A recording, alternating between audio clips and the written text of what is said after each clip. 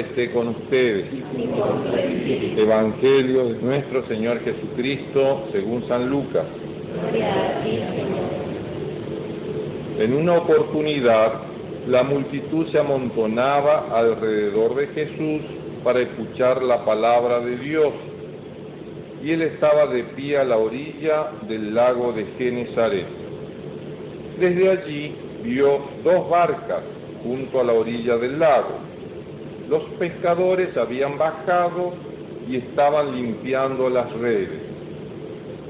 Jesús subió a una de las barcas, que era de Simón, y le pidió que se apartara un poco de la orilla. Después se sentó y enseñaba a la multitud desde la barca. Cuando terminó de hablar, dijo a Simón: navega mar adentro y echen las redes. Simón le respondió: Maestro, hemos trabajado la noche entera y no hemos sacado nada. Pero si tú lo dices, echaré las redes. Así lo hicieron, y sacaron tal cantidad de peces que las redes estaban a punto de romperse. Entonces hicieron señas a los compañeros de la otra barca para que fueran a ayudarlos.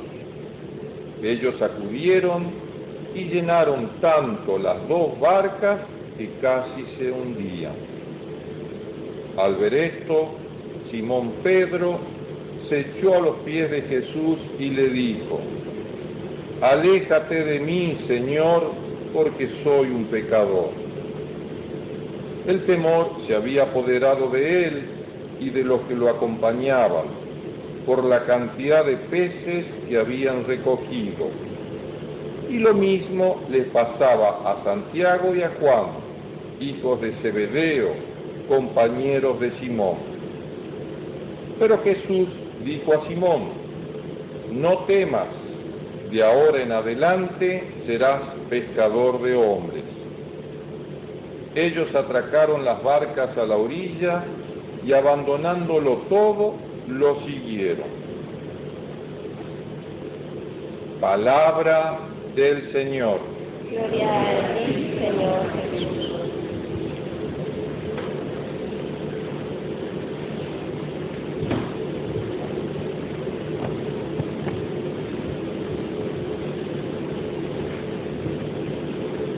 Queridos hermanos,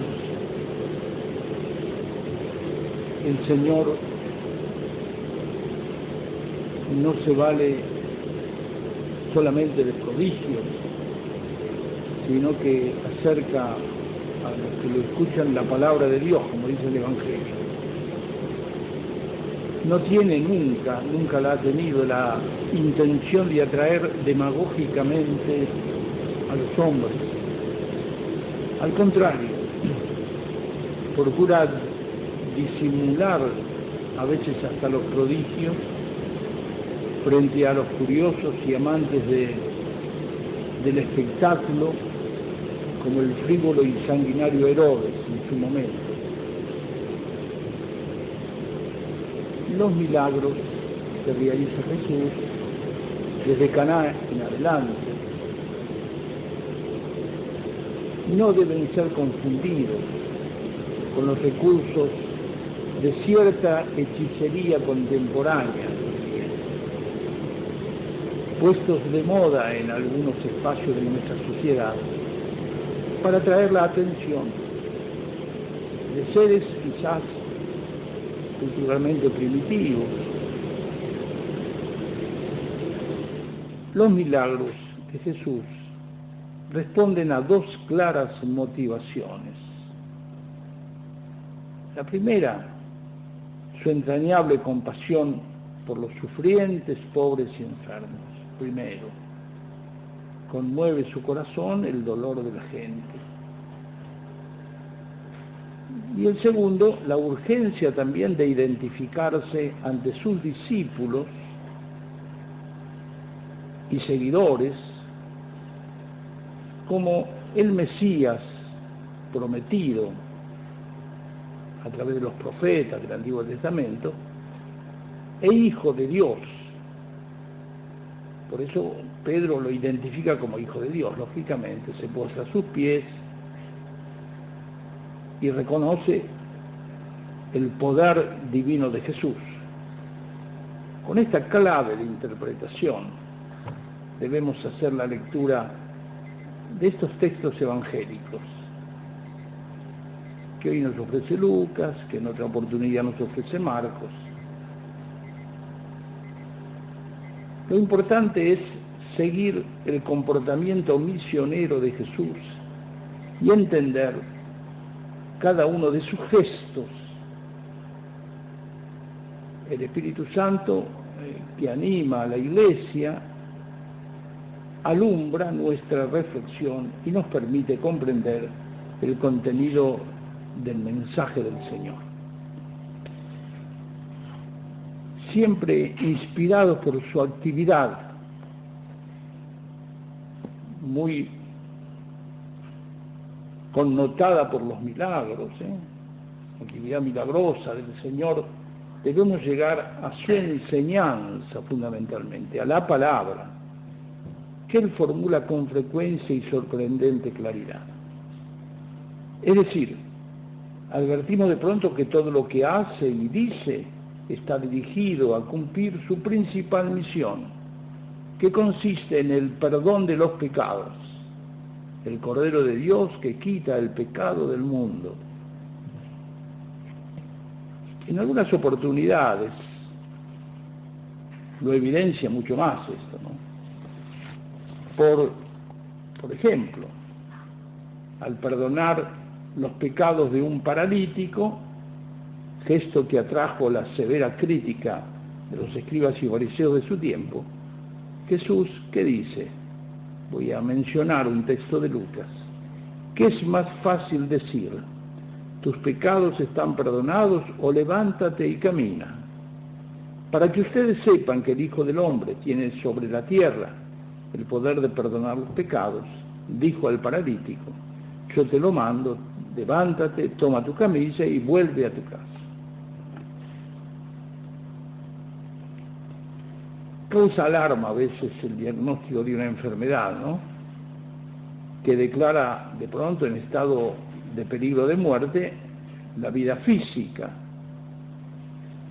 de las personas y no causa en la misma medida, la misma impresión, el pecado que pone en riesgo o suprime la vida eterna, mucho más grave todavía.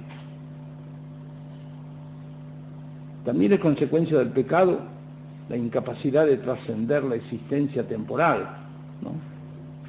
Prueba de ello es el concepto erróneo de que la vida acaba con la muerte. Incluso en círculos de creyentes se designa a la muerte biológica como desaparición de la vida. Una prueba muy popularizada constituye precisamente esta errónea calificación de la persona fallecida. Dejó de existir. Error garrafal. Nadie deja de existir porque muere biológicamente. Jesús atribuye mayor valor a la fe que a los milagros. Durante toda su trayectoria, todo su caminar como misionero en medio del pueblo. Nuestro mundo, acostumbrado al espectáculo y adicto al mismo, necesita ser llamado a la fe por la palabra de Dios. Es muy importante esto. La acción evangelizadora acude a esa necesidad mediante el ministerio apostólico de la Iglesia y particularmente mediante el testimonio de los santos. Espectáculos de honda raigambre cultural como los carnavales han decaído precipitosamente para hacerse vehículo deslumbrante del vacío de los valores y de la mediocridad. Una prueba escandalosa es la prolongación del carnaval más allá de sus límites tradicionales, invadiendo el sagrado tiempo de la Cuaresma. Una población así espiritualmente anestesiada se vuelve insensible a los reclamos del Evangelio. Creo que debemos devolver a nuestro pueblo, con más razón si se confiesa cristiano, porque lo es, gracias al bautismo, la capacidad de percibir los auténticos valores religiosos, conservados aún por sus sectores más humildes.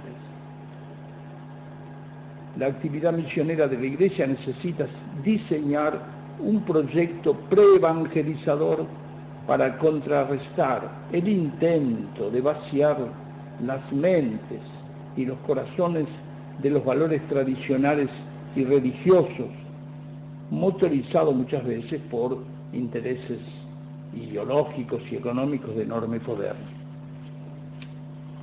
La gracia de Cristo es más poderosa que esos siniestros amagos de desalojar a Dios de la vida de sus hijos. Con seguridad, así lo entendían los apóstoles, así lo proclamó y lo predicó Jesús. Basta ofrecer esa gracia, como corresponde a la Iglesia evangelizadora del mundo, para que los hombres descubran su eficacia y la reciban en sus corazones. Mis hermanos, el mal, origen de todo mal, es el pecado, sin duda. No hay respuestas que resuelvan de manera definitiva los viejos y recientes conflictos sin corazones renovados por la gracia de Cristo y por lo tanto sin corazones limpios de pecado. No es esta una conclusión de gente obsesionada que observa la vida desde el ángulo exclusivamente religioso. No es así. Es una verdad que trasciende y supera algunos conceptos negativos y arbitrarios que hoy se intenta inculcar con la complicidad de poderes económicos muy influyentes. La desconfianza en el poder, cualquiera sea este, económico, político, distingue al colegio apostólico formado por quien, con su pobreza e impresionante humildad, desnuda la verdad frente a la soberbia y el todopoderosismo instalados cómodamente entre quienes desoyen el auténtico llamado de la fe y no obstante pretenden seguir presentándose como creyentes. Por eso es un momento importante este, estamos ya casi orillando el tiempo de la Cuaresma que se iniciará el miércoles próximo. Pidamos esa gracia del Señor hoy especialmente. Cristo Jesús vino a perdonar los pecados, fundamentalmente. El gran mal no es la muerte biológica, sino que es la muerte eterna que causa el pecado.